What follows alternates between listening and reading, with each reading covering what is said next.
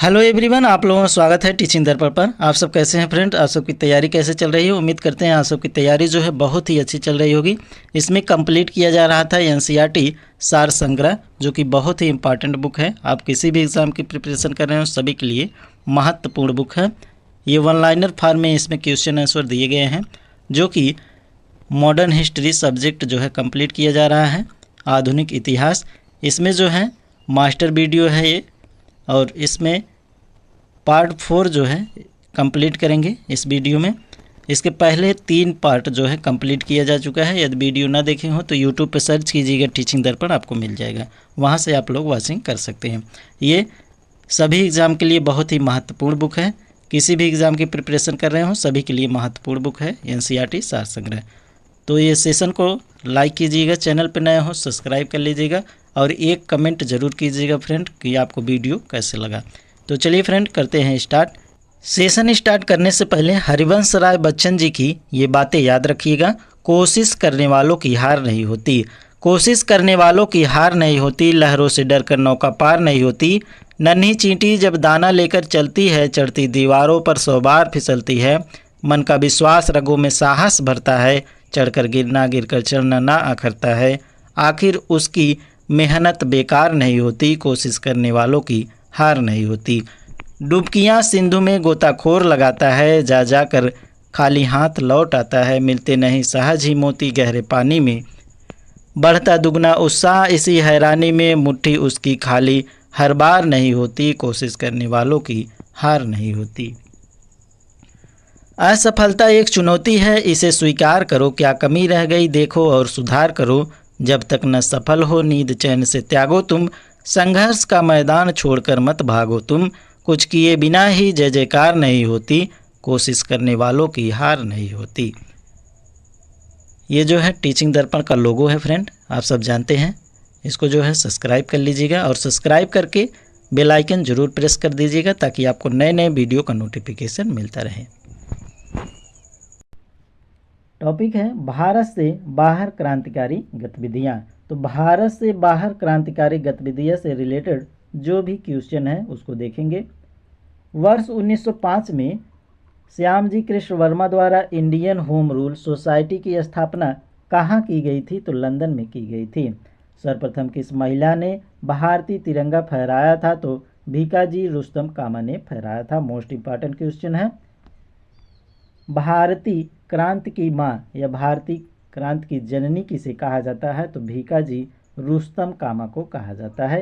ये सभी most important question है, रिपीटेड है, कई बार एग्जाम में पूछा गया है। प्रथम विश्व युद्ध के दौरान कहाँ पर भारत की एक अंतरिम सरकार बनी थी, जिसके प्रेसिडेंट राजा महेंद्र प्रताप थे? तो अफगानिस्तान में बनी थी। 13 मार्च 1940 को लंदन में पंजाब के पूर्व लेफ्टिनेंट गवर्नर डायर को किसने गोली मारकर हत्या कर दी थी? तो सरदार उधम सिंह ने। तो ध्यान रखिएगा, 13 मार्च 1940 को लंदन में पंजाब के पूर्व लेफ्टिनेंट गवर्नर डायर को किसने गोली मारकर हत्या कर दी थी? तो सरदार उधम सिंह ने किए थे। श्यामजी कृष्ण वर्मा से इंडियन होम रूल सोसाइटी की स्थापना कहाँ की गई थी? तो लंदन में की गई थी। कौन सा क्रांतिकारी कर्नल वायली हत्याकांड वर्ष 1909 से संबंधित था? तो मदन लाल ढींगना संबंधित थे।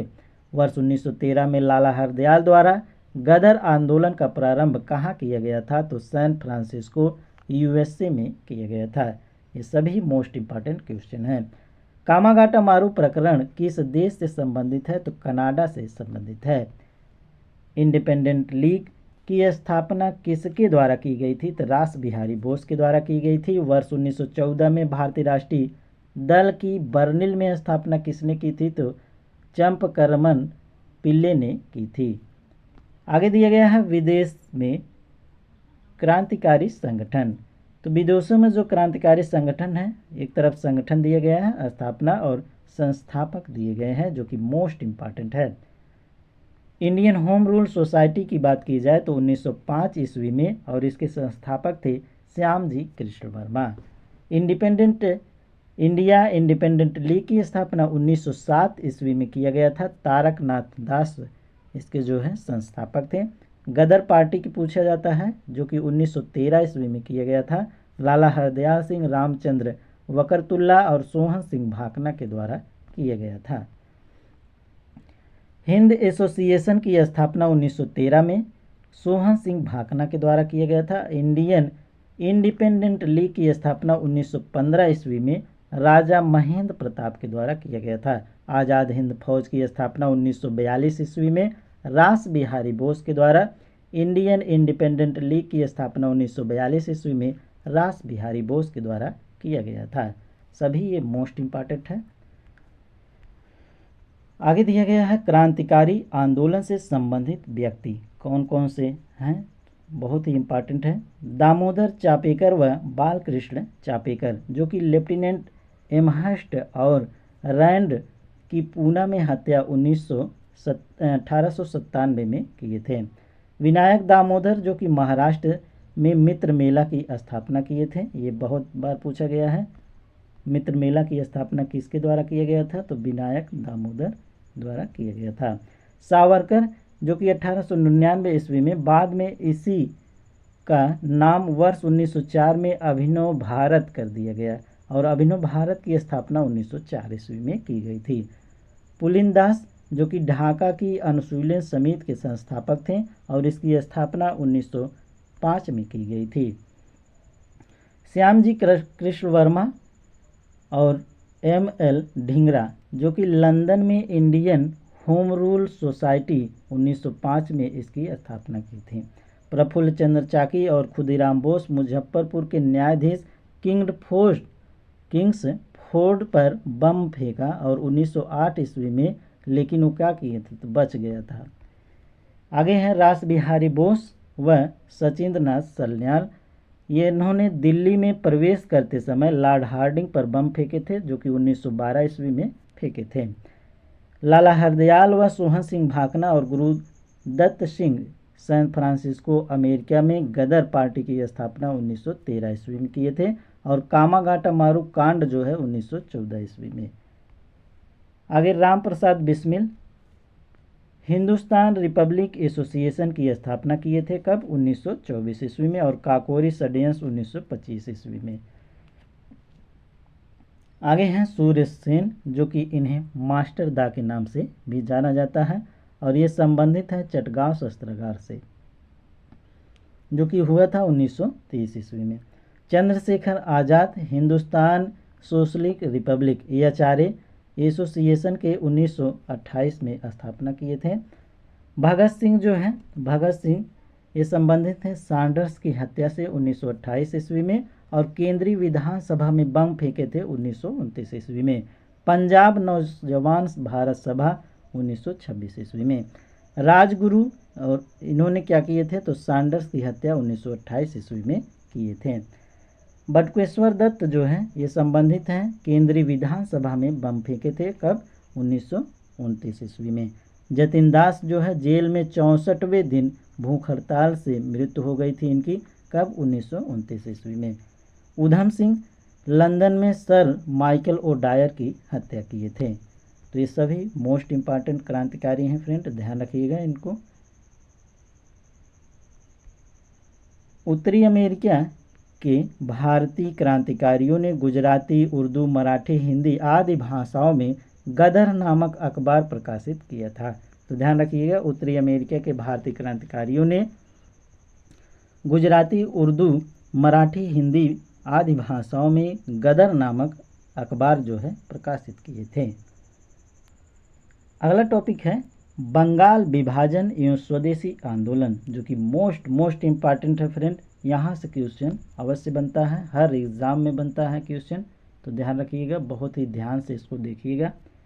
बंगाल का विभाजन किस वायसराय के कार्यकाल में हुआ था, तो 1905 में लॉर्ड कर्जन के कार्यकाल में बंगाल का विभाजन हुआ था कब, 16 अक्टूबर 1905 को। ध्यान रखिएगा, मोस्ट इम्पॉर्टेंट है। बंगाल विभाजन की घोषणा कब प्रभावी हुई, तो 16 अक्टूबर 1905 को यहाँ पर दिया गया है। 20 जुलाई 1905 को बंगाल विभाजन के निर्णय की घोषणा हुई और जिसके विरोध में 7 अगस्त 1905 को कलकत्ता के टाउन हॉल में स्वदेशी आंदोलन आरंभ हुआ। इसी बैठक में ऐतिहासिक बहिष्कार प्रस्ताव स्वीकृत हुआ था। फिर से एक बार देख लीजिए। 20 जुलाई 1905 को बंगाल विभाजन के निर्णय की घोषणा हुई थी और जिसके विरोध में 7 अगस्त 1905 को कलकत्ता के टाउन हॉल में स्वदेशी आंदोलन आरंभ हुआ और इसी बैठक में ऐतिहासिक बहिष्कार प्रस्ताव स्वीकृत हुआ था। बंगाल का विभाजन मुख्यतः किस उद्देश्य से किया गया था? तो बंगाली राष्ट्रवाद की भावना को दुर्बल करने के लिए किया गया था। आगे, बंगाल का विभाजन 1905। तो बंगाल का विभाजन दो तरह के हुआ था, पश्चिमी बंगाल और पूर्वी बंगाल में। तो पश्चिमी बंगाल में आता है बंगाल, बिहार और प्लस उड़ीसा, और इसमें जो है हिंदू जनसंख्या बाहुल्य क्षेत्र था, सबसे ज़्यादा जो है हिंदू थे। और पूर्वी बंगाल में जो डिवाइड हुए थे उसमें पूर्वी बंगाल और असम आता था। तो इसमें जो है मुस्लिम जनसंख्या बाहुल्य क्षेत्र था। तो ध्यान रखिएगा, ये कई बार एग्जाम में पूछा जाता है। आगे है वंदे मातरम किस आंदोलन के दौरान भारतीय राष्ट्रीय आंदोलन का प्रेरक गीत बना? तो स्वदेशी आंदोलन बना था। स्वदेशी आंदोलन में बना था वंदे मातरम गीत। ध्यान रखिएगा, वंदे मातरम किस आंदोलन के दौरान भारतीय राष्ट्रीय आंदोलन का प्रेरक गीत बना था? तो स्वदेशी आंदोलन में बना था। बंगाल के विभाजन 1905 के विरोध में हुए आंदोलन का नेतृत्व किसने किया था? सुरेंद्र नाथ बनर्जी ने किए थे। दिल्ली में स्वदेशी आंदोलन का नेतृत्व किसने किया था? तो सैयद हैदर रजा ने किए थे। मद्रास में स्वदेशी आंदोलन का नेतृत्व किसने किया था? चिदम्बरम पिल्लई ने किए थे। ब्रिटिश वस्तुओं के बहिष्कार को राष्ट्रीय नीति के रूप में किस वर्ष स्वीकृत किया गया था? तो वर्ष 1905 में स्वीकृत किया गया था। और ब्रिटिश पत्रकार H.W. नेविल्सन किस आंदोलन से जुड़े थे? स्वदेशी आंदोलन से जुड़े थे। 16 अक्टूबर 1905 को बंगाल में शोक दिवस मनाया गया। रविन्द्रनाथ टैगोर के सुझाव पर संपूर्ण बंगाल में इस दिन को राखी दिवस के रूप में मनाया जाता है। शोक दिवस, राखी दिवस, मैत्री दिवस, ये सभी दिवस जो है बंगाल विभाजन के दौरान मनाया गया था। तो ध्यान रखिएगा, 16 अक्टूबर 1905 को बंगाल में शोक दिवस मनाया गया रविन्द्रनाथ टैगोर के सुझाव पर। संपूर्ण बंगाल में इस दिन को राखी दिवस के रूप में मनाया गया था। वर्ष 1905 में बांग्ला पत्रिका संजीवनी के संपादक कौन थे? तो कृष्ण कुमार मित्र थे। ये मोस्ट इंपॉर्टेंट है, कई बार एग्जाम में पूछा गया है।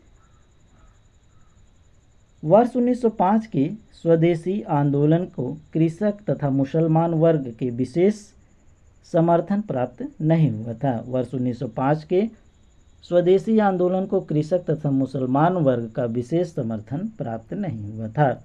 भारत की प्राचीन कला परंपराओं को पुनर्जीवित करने के लिए एक Indian society of oriental art की स्थापना किसने की थी? अवनींद्रनाथ टैगोर ने की थी। स्वदेशी आंदोलन के प्रारंभ का तत्कालीन कारण क्या था? तो लॉर्ड कर्जन द्वारा बंगाल विभाजन करना था। बंगाल में ब्रिटेन की वस्तुएं के बहिष्कार का सुझाव सर्वप्रथम कृष्ण कुमार मित्र ने दिया था। स्वदेश बांधो समिति की स्थापना किसने की थी? तो अश्विनी कुमार दत्त ने की थी। स्वदेशी बांधव समिति की स्थापना किसने की थी? तो अश्विनी कुमार दत्त ने की थी। स्वदेशी आंदोलन के दौरान रविन्द्रनाथ टैगोर ने आमार सोनार बांग्ला नामक गीत की रचना की, जो आगे चलकर वर्ष 1971 में बांग्लादेश का राष्ट्रगान बन गया था। मोस्ट इम्पॉर्टेंट है, स्वदेशी आंदोलन के दौरान रविन्द्रनाथ टैगोर ने आमार सोनार बांग्ला नामक गीत की रचना की, जो आगे चल करके वर्ष 1971 में बांग्लादेश का राष्ट्रगान बन गया।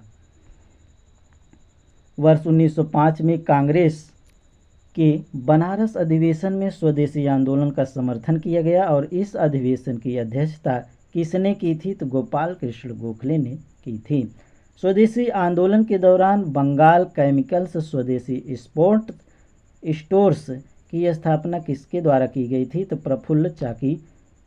प्रफुल्ल चंद राय के द्वारा की गई थी। ध्यान रखिएगा, स्वदेशी आंदोलन के दौरान बंगाल केमिकल्स स्वदेशी स्टोर्स की स्थापना किसके द्वारा की गई थी? तो प्रफुल्ल चंद राय के द्वारा की गई थी। लॉर्ड कर्जन द्वारा वर्ष 1905 में किया गया बंगाल विभाजन वर्ष 1911 में लॉर्ड हार्डिंग के कार्यकाल में रद्द कर दिया गया था। लॉर्ड कर्जन द्वारा 1905 में किया गया बंगाल विभाजन वर्ष 1911 में लॉर्ड हार्डिंग के कार्यकाल में रद्द कर दिया गया था। स्वदेशी आंदोलन का आलोचक तथा पूर्व पाश्चात्य के मध्य एक बेहतर संबंध का समर्थन कौन था? तो रविन्द्रनाथ टैगोर थे। बंगाल विभाजन के समय बंगाल का लेफ्टिनेंट गवर्नर कौन था? तो सर एंड्रूज फ्रेजर थे। स्वदेशी आंदोलन के प्रचार प्रसार के लिए प्रयोग की गई द बंगाली पत्रिका के संपादक कौन थे? सुरेंद्र नाथ बनर्जी थे। बंगाल में ब्रिटेन की वस्तुओं के बहिष्कार का सुझाव सर्वप्रथम किसने दिया था? तो कृष्ण कुमार मित्र ने दिए थे। ध्यान रखिएगा, बहुत ही इंपॉर्टेंट है ये सभी। अरुंडेल समिति के सुझाव पर वर्ष 1911 में बंगाल का पुनः एकीकरण कर दिया गया तथा दिल्ली भारत की राजधानी बनाई गई थी। अगला टॉपिक है मुस्लिम लीग एवं मार्ले मिंटो सुधार, जो कि मोस्ट इम्पॉर्टेंट टॉपिक है। फ्रेंड, अब तक वीडियो को लाइक न किए हों तो कर दीजिए और चैनल पर नए हो सब्सक्राइब कर लीजिएगा टीचिंग दर्पण को, ताकि आपको नए नए वीडियो का नोटिफिकेशन मिलता रहे। और एक कमेंट जरूर कीजिएगा फ्रेंड, आपको वीडियो कैसे लग रहा है। मुस्लिम लीग की स्थापना कहाँ हुई थी? तो ढाका में हुई थी। कब? 1906 में। ऑल इंडिया मुस्लिम लीग की स्थापना किसने की थी? तो आगा खां, नवाब सलीमुल्लाह और मोहम्मद अली जिन्ना ने की थी। मुस्लिम लीग का प्रथम अध्यक्ष कौन था? तो आगा खां थे। वर्ष 1907 में मुस्लिम लीग का वार्षिक अधिवेशन कहाँ आयोजित हुआ था? तो कराची में हुआ था। कब हुआ था? तो 1907 में। ध्यान रखिएगा। मुस्लिम लीग ने पृथक निर्वाचक मंडल की मांग किस अधिवेशन में की थी? तो अमृतसर अधिवेशन में। कब? 1908 में। आगे दिया गया है अखिल भारतीय मुस्लिम लीग के अधिवेशन। तो प्रथम अधिवेशन पूछा जाए 1906 में हुआ था, जो कि कहाँ पर? ढाका में। और द्वितीय अधिवेशन कहाँ पर? 1907 में हुआ था, कराची में। तृतीय अधिवेशन 1908 में, कहाँ पर? अमृतसर में। तो मोस्ट इंपॉर्टेंट है, ध्यान रखिएगा। प्रथम अधिवेशन 1906 में हुआ था, ढाका में। द्वितीय अधिवेशन 1907 में, कहाँ पर? कराची में। और तृतीय अधिवेशन 1908 में अमृतसर में हुआ था। वर्ष 1908 में किसकी अध्यक्षता में अखिल भारतीय मुस्लिम लीग की स्थापना या एक शाखा लंदन में स्थापित की गई थी? तो अमीर अली के समय में की गई थी। भारत शासन अधिनियम 1909 को किस अन्य नाम से भी जाना जाता है? तो मार्ले मिंटो सुधार अधिनियम 1909 के नाम से जाना जाता है। किस अधिनियम के द्वारा मुसलमानों के लिए पृथक निर्वाचक प्रणाली की व्यवस्था की गई थी? तो भारत शासन अधिनियम 1909 के। ध्यान रखिएगा, किस अधिनियम के द्वारा मुसलमानों के लिए पृथक निर्वाचक प्रणाली की व्यवस्था की गई थी? तो भारत शासन अधिनियम 1909 से। इंडियन काउंसिल एक्ट 1909 में किस प्रकार के प्रतिनिधित्व की व्यवस्था की गई थी? तो सांप्रदायिक प्रतिनिधित्व की व्यवस्था की गई थी। वर्ष 1909 ईस्वी के सुधार बिल में पृथक निर्वाचन को स्वीकार कर लिया गया और यहीं से राष्ट्र सिद्धांत टू नेशन थ्योरी की अवधारणा का प्रारंभ माना जाता है। वर्ष 1909 ईस्वी में सुधार बिल में पृथक निर्वाचन को स्वीकार कर लिया गया और यही से द्विराष्ट्र थ्योरी टू नेशन थ्योरी की अवधारणा का प्रारंभ माना जाता है। याद रखना कि पृथक निर्वाचक क्षेत्र बनाकर हम ऐसे घातक बीज बो रहे हैं जिसकी फसल बहुत कड़वी होगी। यह कथन किसके द्वारा कहा गया है? तो वायसराय मिंटो के द्वारा कहा गया है। गवर्नर जनरल की कार्यकारिणी में भारतीय सदस्य को नियुक्त करने का प्रावधान किस अधिनियम में किया गया था? तो मार्ले मिंटो सुधार अधिनियम 1909 में किया गया था। शेर ए पंजाब के नाम से कौन प्रसिद्ध है? तो लाला लाजपत राय प्रसिद्ध हैं। मोस्ट इंपॉर्टेंट है। गवर्नर जनरल की कार्यकारिणी में नियुक्त होने वाले प्रथम भारतीय कौन थे? तो सत्येंद्र नाथ सिंह थे। सत्येंद्र नाथ सिन्हा गवर्नर जनरल की कार्यकारिणी परिषद के पहले भारतीय सदस्य बने और सत्येंद्र नाथ सिन्हा को बिहार और उड़ीसा का गवर्नर बनाया गया। संपूर्ण ब्रिटिश शासन के दौरान इतने ऊंचे पद पर पहुंचने वाले एकमात्र भारतीय थे। तो ध्यान रखिएगा, सत्येंद्र नाथ सिन्हा गवर्नर जनरल की कार्यकारिणी परिषद के पहले भारतीय सदस्य बने। सत्येंद्र नाथ सिन्हा को बिहार और उड़ीसा का गवर्नर बनाया गया और संपूर्ण ब्रिटिश शासन के दौरान इतने ऊंचे पद पर पहुंचने वाले एकमात्र भारतीय थे। आगे है कांग्रेस के दो गुटों में प्रमुख नेता, उदारवादी नेता और उग्रवादी। तो ध्यान रखिएगा, दादा भाई नौरोजी हैं, सुरेंद्र नाथ बनर्जी, फिरोज शाह मेहता और गोपाल कृष्ण गोखले, ये सभी जो हैं उदारवादी नेता थे। और उग्रवादी कौन थे? तो ये बाल गंगाधर तिलक, बिपिन चंद्र पाल, लाला लाजपत राय और अरविंद घोष थे। इनके द्वारा कहा गया था कि जो लातों के भूत हैं बातों से नहीं मानते हैं। तो ये सभी उग्रवादी नेता थे। आगे हैं भारतीय राष्ट्रीय कांग्रेस पर प्रार्थना याचना तथा विरोध की राजनीति करने का आरोप किसने लगाया? तो बाल गंगाधर तिलक ने लगाया था। ध्यान रखिएगा, भारतीय राष्ट्रीय कांग्रेस पर प्रार्थना याचना तथा विरोध की राजनीति करने का आरोप किसने लगाया था? तो बाल गंगाधर तिलक ने लगाए थे। बाल गंगाधर तिलक को अशांति का जनक भी कहा जाता है। तो वैलेंटाइन सिरोल द्वारा ये कहा गया था। ध्यान रखिएगा, ये वाक्य किसके द्वारा? तो वैलेंटाइन सिरोल के द्वारा। बाल गंगाधर तिलक को अशांति का जनक किसने कहा था? तो वैलेंटाइन सिरोल ने कहा था। वर्ष 1908 में और 6 वर्ष के कारावास की सजा किस स्वतंत्रता संग्राम सेनानी को दी गई थी? बाल गंगाधर तिलक को दी गई थी। भारत के स्वतंत्रता आंदोलन के प्रारंभिक दौर में उग्रवादी विचारधारा से क्या आशय है? तो संवैधानिक साधनों एवं याचिकाओं के स्थान पर आक्रामक साधनों से स्वशासन प्राप्त करना। महाराष्ट्र में गणपत उत्सव को किसके प्रारंभ किया था? तो ये बाल गंगाधर तिलक ने प्रारंभ किए थे। महाराष्ट्र में गणपत उत्सव को किसने प्रारंभ किया था? तो बाल गंगाधर तिलक ने प्रारंभ किए थे। मुस्लिम लीग का वार्षिक अधिवेशन जिसमें जिन्ना के 2 राष्ट्र के सिद्धांतों की मान्यता दी गई थी, कहाँ हुआ था? तो लाहौर में हुआ था। आगे है दिल्ली दरबार। दिल्ली दरबार, प्रथम दिल्ली दरबार जो कि 1877 में लॉर्ड लिटन के वायसराय के समय हुआ था, और द्वितीय दिल्ली दरबार जो है 1903 में लॉर्ड कर्जन उस समय वायसराय थे, और तृतीय दिल्ली दरबार जो है 1911 में लॉर्ड हार्डिंग के कार्यकाल में हुआ था।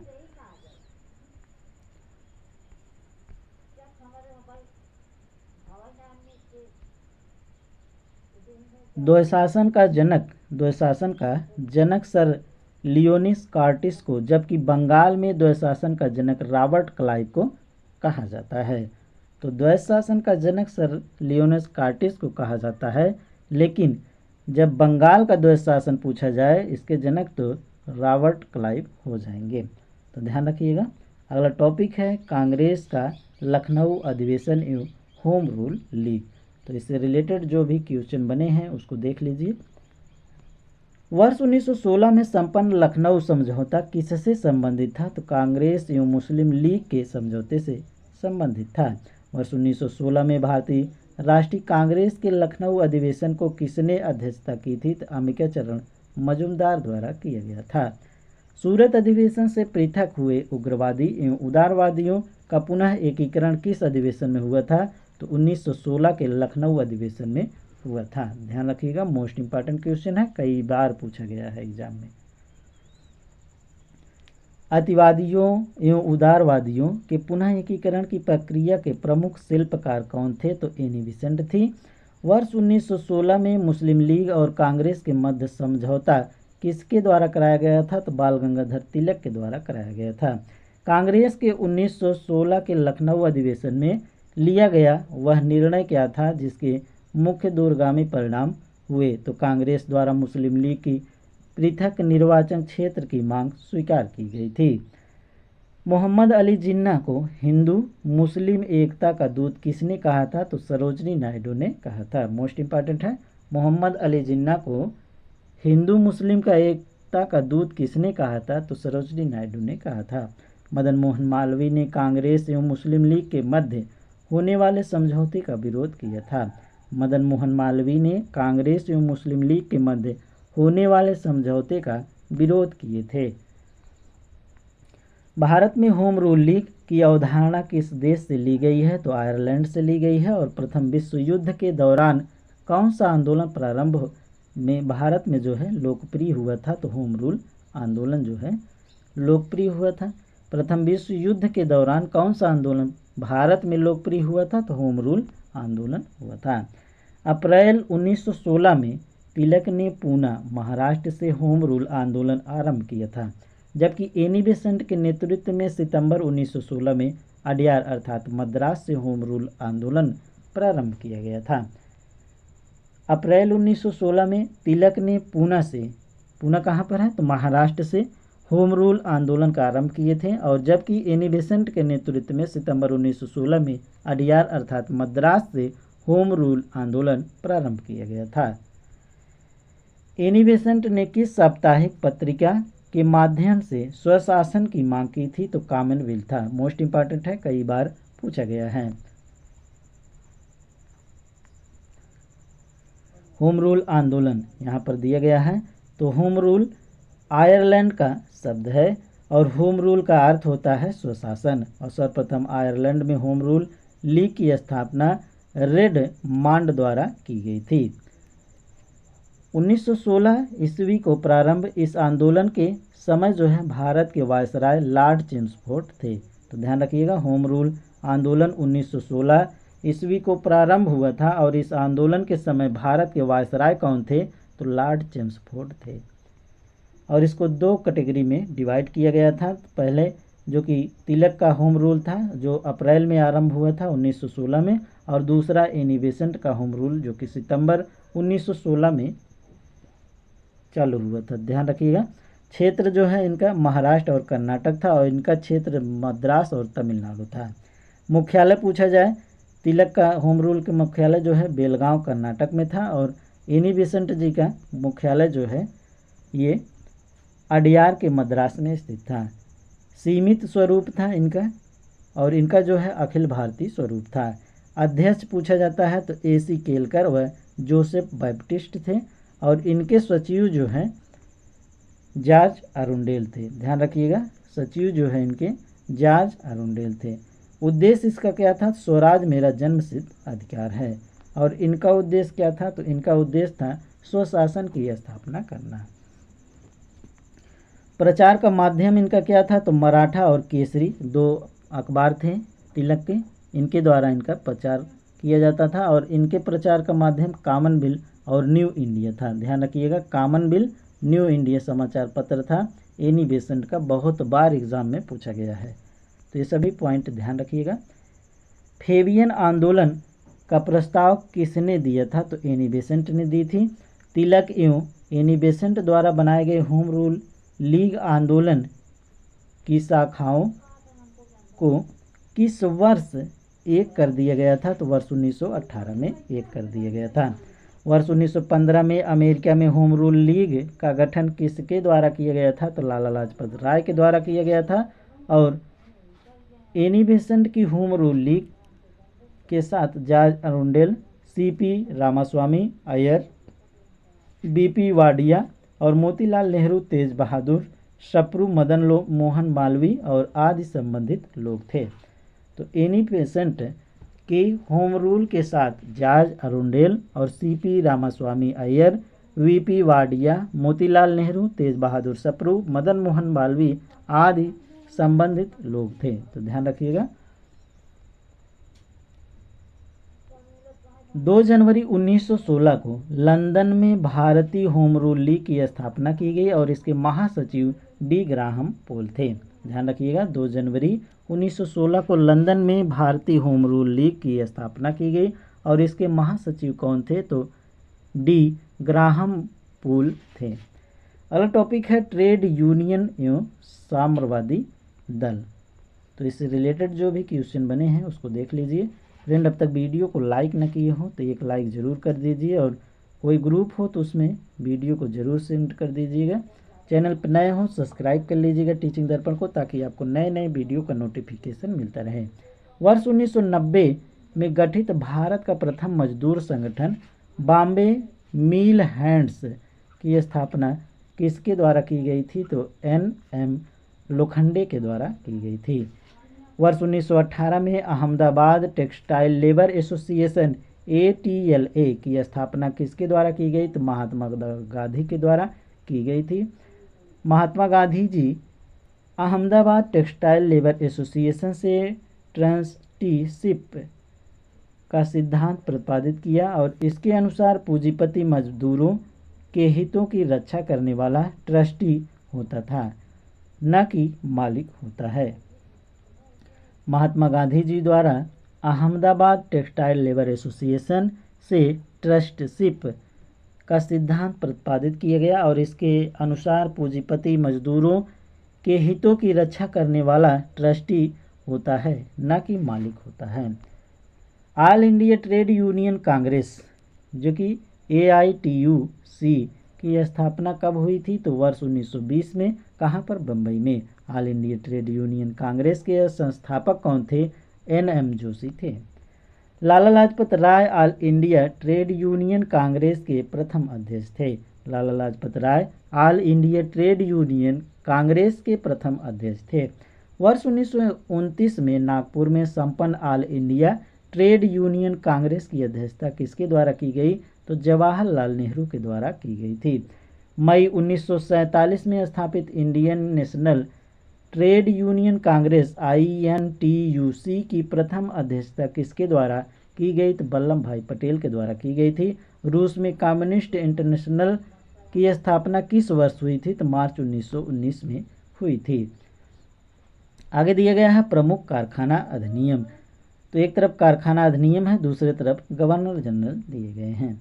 कारखाना अधिनियम 1881 जो कि लॉर्ड रिपन के कार्यकाल में हुआ था। कारखाना अधिनियम 1891 लॉर्ड लैंसडाउन के समयकाल में और कारखाना अधिनियम 1911 लॉर्ड हार्डिंग द्वितीय के कार्यकाल में हुआ था। कारखाना अधिनियम 1922 लॉर्ड रीडिंग वायसराय थे उस समय और कारखाना अधिनियम 1934 लॉर्ड विलिंगटन के समयकाल में हुआ था और कारखाना अधिनियम 1944 लॉर्ड वेवेल के कार्यकाल में हुआ था। ध्यान रखिएगा। सन 1923 में भारत में सर्वप्रथम 1 मई को मजदूर दिवस लेबर डे मनाया गया जो भारत में मजदूरों की बढ़ती हुई राजनीतिक चेतना का सूचक था।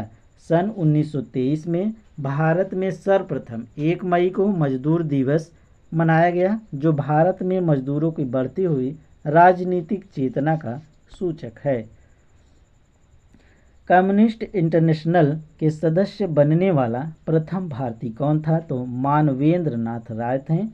MN राय के सहयोग से ताशकंद में भारतीय कम्युनिस्ट पार्टी की स्थापना किस वर्ष की गई थी? 17 अक्टूबर 1920 को की गई थी। पहली साम्यवादी कॉन्फ्रेंस का आयोजन कहाँ किया गया था? कानपुर में। कब? 26 दिसंबर 1925 को। कानपुर षड्यंत्र मुकदमा वर्ष 1924 में ब्रिटिश सरकार द्वारा किस आंदोलन के नेताओं के विरुद्ध चलाया गया था? तो साम्यवादी आंदोलन के समय चलाया गया था।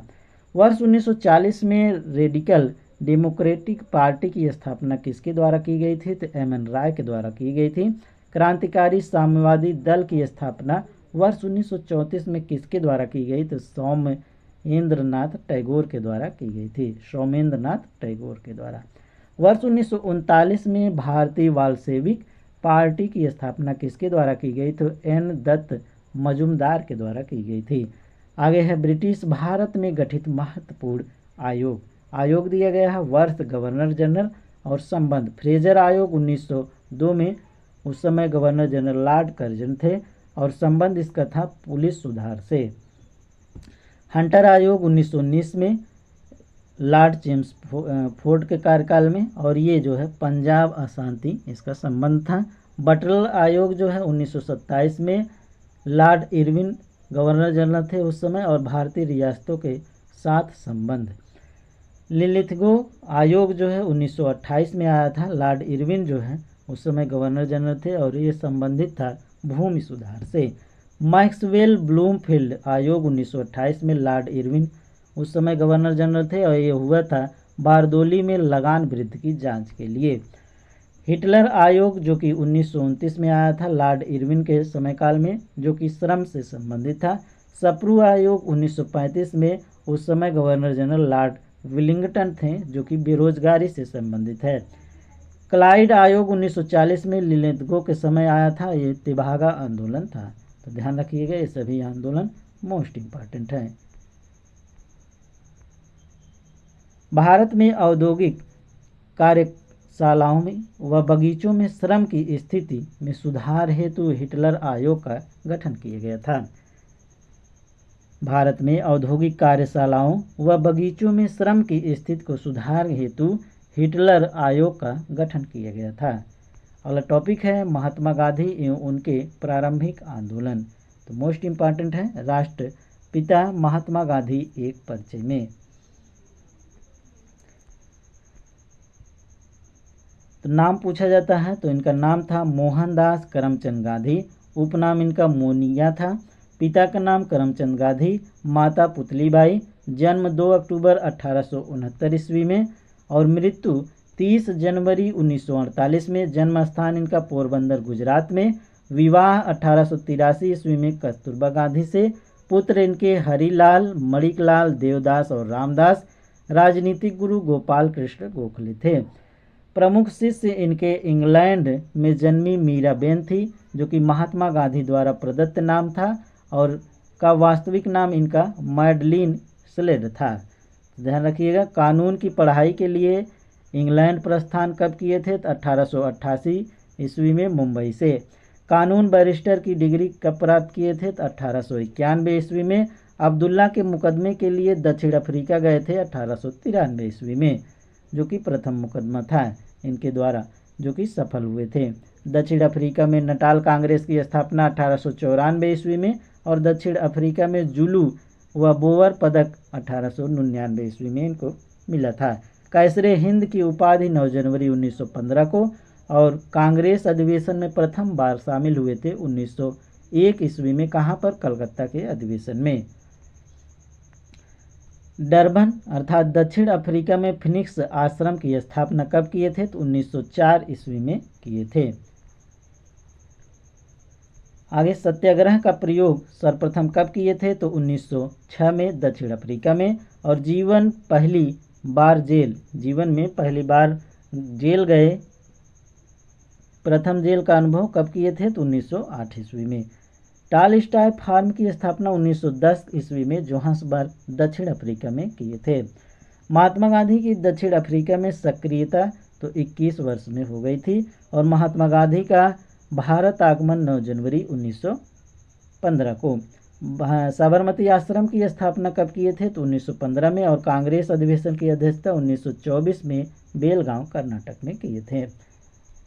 आत्मकथा इनकी है सत्य के साथ मेरे प्रयोग 1925 में इसको किए थे और सिद्धांत इनका है सत्य एवं अहिंसा। अखिल भारतीय खादी बोर्ड की स्थापना कब किए थे? तो 1923 ईस्वी में। अखिल भारतीय चरखा संघ की स्थापना 23 सितंबर 1925 में किए थे। प्रमुख पुस्तकें जो हैं इनकी जो कि मोस्ट इम्पॉर्टेंट है, सत्य के साथ मेरे प्रयोग, आत्मकथा है और इंडिया ऑफ माय ड्रीम्स, अनासक्त योग, हिंद स्वराज 1909 में किए थे और गीता माता, सप्त महाव्रत, गांधी जी का वास्तविक दर्शन व पश्चिमी सभ्यता का विरोध, सुनो विद्यार्थियों, ये सभी मोस्ट इम्पॉर्टेंट किताबें हैं इनकी। प्रमुख समाचार पत्र है इनका द ग्रीन पैम्पलेट 14 अगस्त 1896 को राजकोट से और इंडियन ओपिनियन 1903 में दक्षिण अफ्रीका में और यंग इंडिया 1919 में और हरिजन नामक पत्रिका 1932 में। तो ये सभी ध्यान रखिएगा। आगे है महात्मा गांधी की प्रमुख उपाधियां। तो कौन कौन सी उपाधियां हैं इसको देख लीजिए। कैसर ए हिंद की उपाधि प्रथम विश्व युद्ध के समय इनको मिला था और भर्ती करने वाला सर्जेंट प्रथम विश्व युद्ध के दौरान इनको मिला था। भांगी शिरोमणि ये दक्षिण अफ्रीका के प्रवास के दौरान मिला था और कुली बलिस्टर दक्षिण अफ्रीका के अंग्रेज मजिस्ट्रेट के द्वारा दिया गया था। कर्मवीर दक्षिण अफ्रीका के सहयोगियों द्वारा और सेवाग्राम का संत आश्रम के अतिथियों द्वारा इन्हें कहते थे। आधुनिक युग के अजात शत्रु डॉक्टर राजेंद्र द्वारा इनको कहा गया था। मलंग बाबा ये कबालियों द्वारा कहा गया था, और बापू CF एंड्रूज व जवाहरलाल नेहरू द्वारा इनको कहा गया था। देशद्रोही फकीर वेस्टर्न चर्चिल द्वारा, और भिखारियों का राजा पंडित मदन मोहन मालवीय के द्वारा कहा गया था। राष्ट्रपिता जो है पहली बार सुभाष चंद्र बोस के द्वारा कहा गया था। अर्धनग्न फकीर विंस्टन चर्चिल द्वारा कहा गया था। One man boundary force Lord Mountbatten द्वारा कहा गया था, और महात्मा गांधी रविन्द्रनाथ टैगोर द्वारा कहा गया था। तो यह सभी जो है संबोधित नाम हैं इनके, ध्यान रखिएगा किसके द्वारा क्या कहा गया था, तो उसको जरूर ध्यान रखिएगा। वायकाम सत्याग्रह जो है वर्ष 1924-25 में अस्पृश्यता की कुप्रथा के विरुद्ध त्रावणकोर केरल में चलाया गया था। तो इस पॉइंट को ध्यान रखिएगा। अगला क्वेश्चन है, महात्मा गांधी किस वर्ष दक्षिण अफ्रीका से भारत वापस लौटे थे? तो वर्ष 1915 में लौटे थे। किसने महात्मा गांधी को सर्वप्रथम महात्मा के तौर पर संबोधित किए थे? तो रविन्द्रनाथ टैगोर ने संबोधित किए थे। स्वाधीनता आंदोलन के दौरान महात्मा गांधी के घनिष्ठ अंग्रेज मित्र कौन थे? तो रेवरेंड चार्ली एंड्रूज थे, जो कि दीनबंधु थे। और फिनिक्स फार्म कहाँ स्थित है? तो डरबन दक्षिण अफ्रीका में स्थित है। महात्मा गांधी के राजनीतिक गुरु कौन थे? तो गोपाल कृष्ण गोखले थे, जो कि मोस्ट इंपॉर्टेंट है, कई बार एग्जाम में पूछा गया है। भारत में स्वतंत्रता आंदोलन के दौरान महात्मा गांधी द्वारा अहमदाबाद में साबरमती के किनारे एक आश्रम बनाया गया, जिसे साबरमती आश्रम सत्याग्रह आश्रम के नाम से जाना जाता है। फिर से एक बार देख लीजिए, भारत में स्वतंत्रता आंदोलन के दौरान महात्मा गांधी द्वारा अहमदाबाद में साबरमती के किनारे एक आश्रम बनाया गया, जिसे साबरमती आश्रम कहा गया, और इसे सत्याग्रह के नाम से भी जाना जाता है। गांधी जी की दृष्टि में अहिंसा क्या है? तो सत्य की प्राप्ति का मार्ग है। भारतीय कपड़ा व्यापारी बैंकर कांग्रेसी तथा महात्मा गांधी का निकट सहयोगी के विशेषण किसका परिचय देते हैं? तो जमनलाल बजाज के परिचय देते हैं। भारत के स्वतंत्रता संघर्ष के दौरान सबसे पहले सत्याग्रह किसने किया था? तो महात्मा गांधी ने किए थे।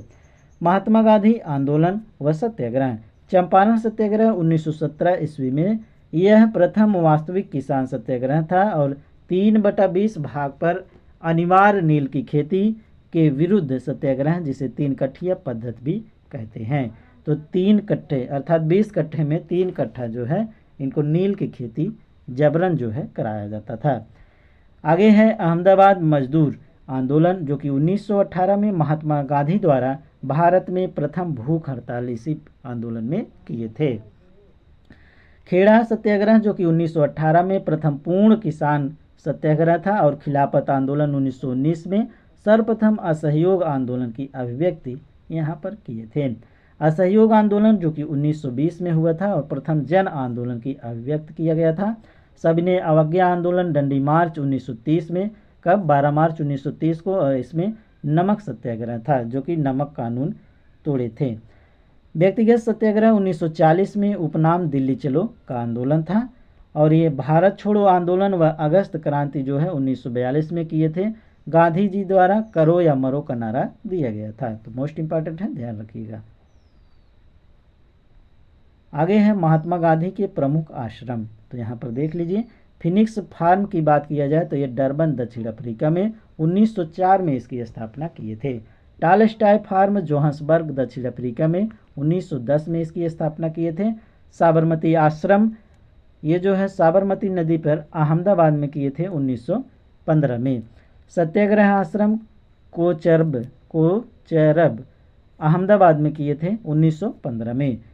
अनासक्ति आश्रम कौसानी में किए थे, जो कि उत्तराखंड में स्थित है, जो 1929 में इसकी स्थापना किए थे।